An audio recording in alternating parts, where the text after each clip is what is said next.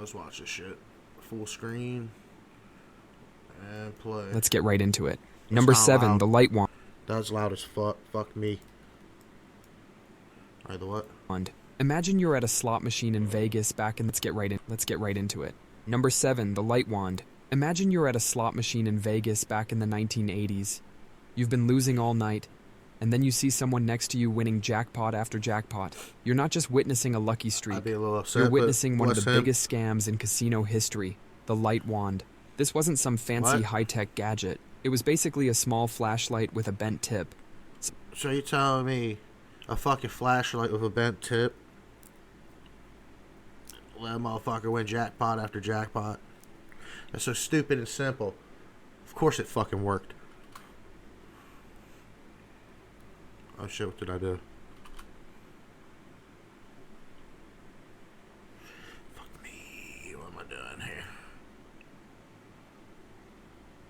Caused casinos to lose millions of dollars. Back then, it was basically a device caused casinos to lose millions of dollars. Back then, slot machines used optical sensors to count the coins being paid out. The light wand was designed to shine a bright, precise beam of light directly into these sensors. This would completely blind the machine, tricking it into thinking it hadn't paid out anything at all. It would just keep spitting out coins until the entire hopper was empty, handing over a jackpot it never actually hit. That's beautiful. The crazy part is, this thing cost about $10 to make, but it could trick a machine into paying out thousands. There are stories of scammers walking out of casinos with $50,000 in a single night from multiple machines.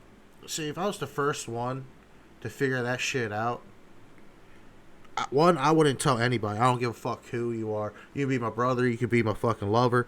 I don't give a shit. Ain't nobody gonna learn that goddamn scam until you figure it out your damn self. But until then, I'll be going to one casino every fucking night. A different casino, that is. Go up to the one that has the biggest fucking jackpot inside the bitch and just smack that. Smack the hell out of that and leave. After I hit the jackpot, I'm like, yay! Get the fuck out of there, go to the next one.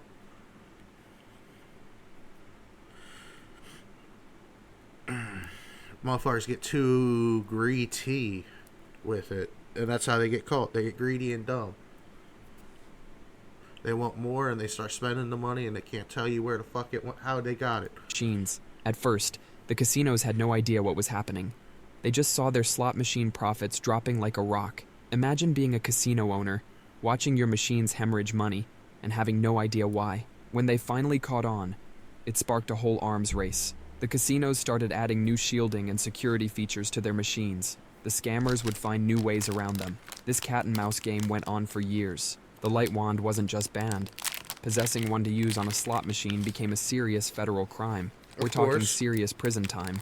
Today's slot machines are completely different because of this device. They're built like fortresses, using encrypted computer systems, digital tracking, and physical barriers instead of simple optical sensors, all because of a $10 flashlight with a bent tip. Number 6, the card counter's computer. Anything to get your Imagine money. it's 1977, and you're walking into a Las Vegas casino. To everyone else, you look like any other tourist, but hidden inside one of your shoes is a tiny computer, about the size of a pack of cigarettes. This computer is connected to switches under your toes, letting you secretly input card values as they're dealt in a game of blackjack. And tucked into your ear is a tiny radio receiver, perfectly disguised as a hearing aid. Alright, how the fuck did they figure that out?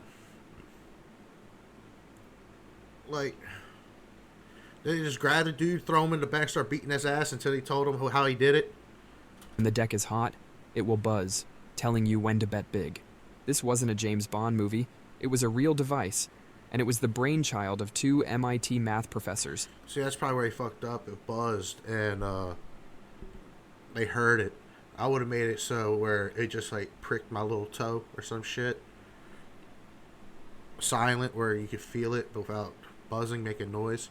Claude Shannon and Edward Thorpe, they weren't content with just teaching math. They wanted to use it to beat the house at its own game. Their device was effectively the world's first wearable computer, built for one purpose: to count cards faster and more accurately than any human ever could. And it worked perfectly. As the dealer laid out the cards, the operator would tap their toes to input the values. The hidden computer would track the count and tell the player, through the hidden earpiece, exactly when the odds had shifted in their favor. It was completely undetectable. The team took their device to Vegas and started winning. They proved that with the right technology, the casino's edge could be completely eliminated. This was too effective for Vegas to ignore. The technology Yeah. was eventually banned by the Nevada Gaming Commission in 1985. They didn't just ban that specific. Well, how did they figure it out? That's what the fuck I want to know. Because it's banned, all I'm saying, like, I'm not condoning any crime, anything like that. It ain't illegal to get caught. So, do with that if you will. Device. They passed a rule making it illegal to use any electronic device to aid in a casino game. The inventors never got in trouble, because when they were using it, it wasn't actually illegal. The law had to catch up with their invention. Yeah, it's like the Geneva Convention. It's not a war crime the first time. Today, using a device like this is a felony that will land you in jail, but the original prototypes are now sitting in computer history museums, recognized as the ancestors of the smartwatch on your wrist. So next time you check your Apple Watch, just remember its great-grandpa was built to rob casinos blind. Number 5, Good. the V-style ski jump. Imagine you're watching ski jumping in the 1980s. Everyone does the same thing. They fly through the air with their skis perfectly parallel, just like they have for decades. That's just how you ski jump. But then, a Swedish jumper named Jan Boklov shows up. He comes down the ramp and launches into the air, but instead of keeping his skis parallel, he spreads them out in a V shape. At first, everyone laughs. It looks clumsy and wrong, like he's about to do the splits in midair. Then they see how far he's flying. This wrong technique was giving him way more lift than anyone thought possible. He was soaring 10% to 15% further than the best parallel ski jumpers. It was like he discovered a principle of aerodynamics that an entire sport had missed for a century. The skiing officials hated it. They thought it looked ugly. Exactly. I was just about to say. Some prissy douchebag judge that's all high and mighty. No, no, no, that ain't a traditional jump. Ugh. Fucking Karen, bitch.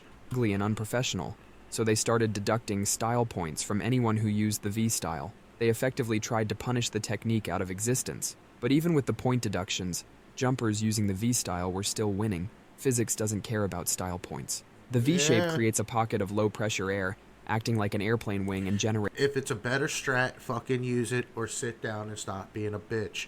Metas change all the time. lift. Suddenly, ski jumpers weren't just jumping, they were genuinely flying. The technique was so effective that it created a new problem. Jumpers started going so far that they were overshooting the safe landing zones of the ski hills. The sport's governing body had to scramble to change the rules. They redesigned the hills and shortened the in-runs because their own athletes were becoming too good. Eventually, the officials gave up. Just make the fucking length of the goddamn place you land longer, dog. What are you talking about shortening the ramps and shit? Just make the fucking track longer. Okay, he wants to fly fucking farther. He wants 400 feet past the safe zone. Move the fucking safe zone 400 goddamn feet. You stupid sack of shit. Or extend it. Style point deductions were removed. Today, every single professional ski jumper uses the V-style. The technique that was once ridiculed and penalized is now the only way to compete. Number 4. The code that made Hollywood lose its mind. Imagine it's 1999. You're a 15-year-old Norwegian kid named John Johansson. You just want to watch movies on your Linux computer. But there's no official DVD player software for it. So, you and a couple of friends do what any resourceful teenagers would do. You reverse engineer the copy protection on DVDs and create a tiny piece of code that can bypass it. That code was called DCSS, and it was a skeleton key for every DVD in existence. It unlocked the content scramble system encryption, letting anyone make perfect, bit-for-bit digital copies of their movies. When Hollywood executives found out, they started having panic attacks in their corner offices. Their entire business model was built on selling physical discs, and a teenager had just created a tool that could duplicate them for free. The movie industry, through the MPAA, didn't just sue John Johansson. They went on a legal rampage, trying to make it illegal to even talk about how the code worked under the new Digital Millennium Copyright Act. I'm surprised they didn't just try to kill his ass, because Hollywood extremely hates pirating. Every corporation that sells media hates pirating. But honestly, if you make it cheap and available, they won't fucking pirate. If you make it expensive and hard to get, they're gonna fucking pirate. Why I'm gonna give you $100 when I just get fucking go through a couple bullshits, download some stuff, and there we go. I got it. But it's just easier to go to Steam and buy that shit for on sale or some stuff. I don't know. They sued websites that hosted the code. They even went after people for linking to other websites that hosted the code. This response was so extreme that the tech community fought back. They saw it as a free speech issue. The code was so simple, just a few hundred lines, that people started sharing it in the most creative ways possible to prove a point. They printed it on t-shirts. They wrote it into song lyrics. They turned it into poetry. One person even encoded it into a prime number, calling it an illegal prime number. Ultimately, the movie industry won many of their lawsuits, and distributing DCSS was officially... Of course, they got tons of fucking money, and all the lawyers... all the fucking lawyers they can get. Hey, I ain't gonna doubt them. If I was in a situation making that money and I start losing that shit because a bunch of people started pirating and stealing the shit, I would do the same exact thing. But fuck them. Ruled illegal in the US, but it was too late. The code was everywhere. Trying to ban it was like trying to ban a number. Thanks to that Norwegian teenager, the idea that you could lock up digital information forever was dead. Hollywood spent millions on lawyers, and the code is still trivial to find online today. It was an invention so simple and effective that no amount of lawsuits could ever make it disappear. Number 3. The police radar jammer. It's the 1980s. You're cruising down the highway, music blasting, and you spot a police car with a radar gun pointed your way. But you're not worried, because you have a little black box on your dashboard that's about to ruin that cop's whole day. This was the radar jammer, and it was the reverse card for speed traps. Police radar guns work by bouncing a specific radio frequency off your car and measuring the change in the wave to calculate your speed. Radar jammers worked by doing something ingeniously simple.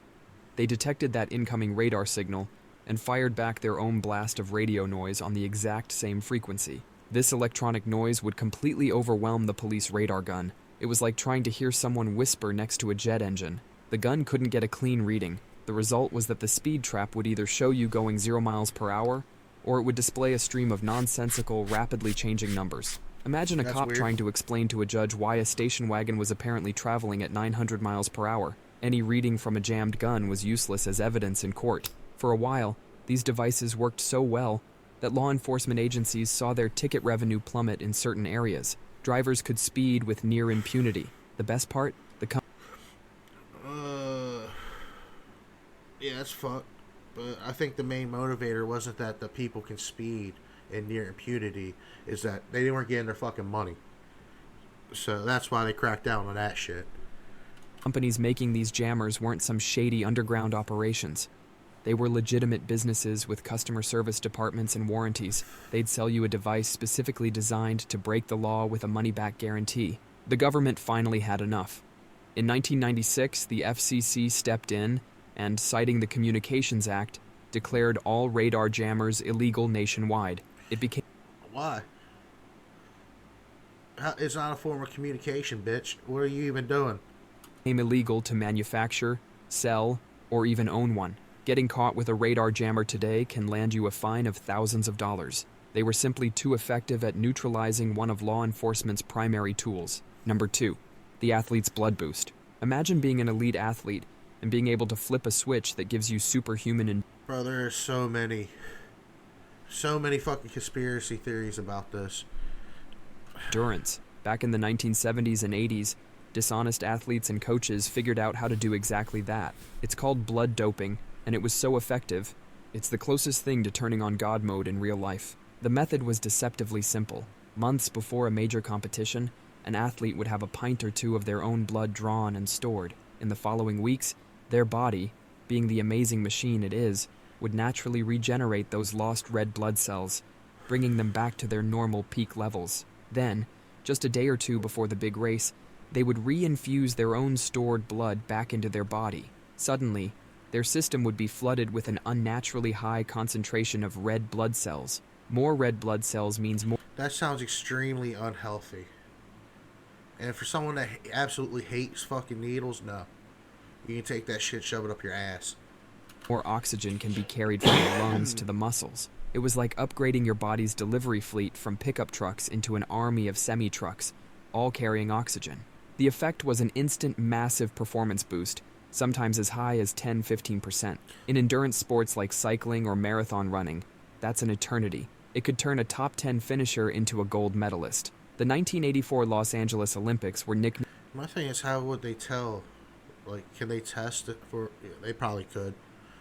Blood count. Yeah, I'm stupid. the Blood Olympics because the practice was so widespread and at the time undetectable. The practice was officially banned by the International Olympic Committee in 1985, but it wasn't just banned for being unfair, it was banned for being lethally effective. Some athletes got greedy, doping with too much blood. Their blood would become so thick and viscous, it was like trying to pump syrup through their veins. At least a dozen European cyclists died in the 1980s, many in their sleep, because their hearts literally stalled out trying to pump their own sludge-like blood. Number 1.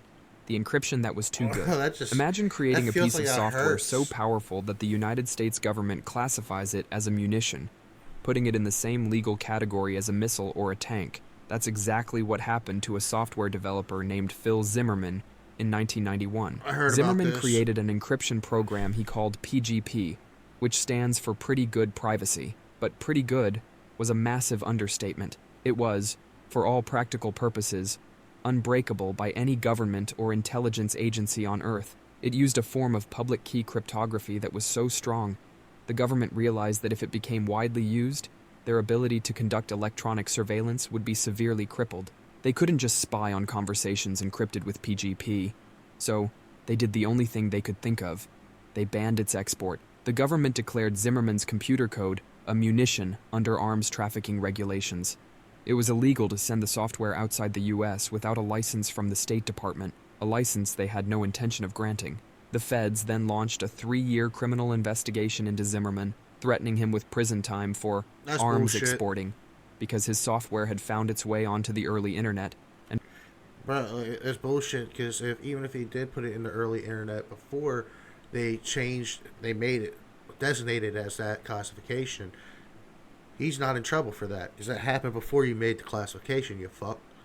And plus, fuck you. Pay him money for that. Pay him money, because I know for goddamn sure you're using it. You're fucking using it out the ass. Give him money, the royalties for that shit. Been downloaded overseas. Facing the full weight of the federal government, Zimmerman and his allies found an ingenious loophole. While software code was restricted like a weapon, the printed word, books, were protected by the First Amendment's guarantee of free speech. So, they did something brilliant. They printed the entire source code for Pretty Good Privacy in a hardcover book. Someone bought the book, scanned every page with a scanner, converted it back into digital text files, and uploaded it to the internet for the whole world to access. He turned his illegal munition into a legal book. The government's case crumbled, and they eventually dropped the investigation. PGP was free, and today, its principles and direct descendants are used to secure everything from your emails to iMessages, all because it was too effective for the government to leave alone. That's all for today. I'll be making similar videos in the future. Subscribe to see them. That was pretty good. I like that. But I'm saying they probably got shit that can like hack your shit just instantly. They don't even have to worry about anything like that. I don't know. I believe the American military, whatever technology that we have commercially, they're about at least 10 to 20 years ahead, probably more. They just let us know what we got so far. And I can respect that. Why would I let everybody know what I got when I'm not 100% sure what I have?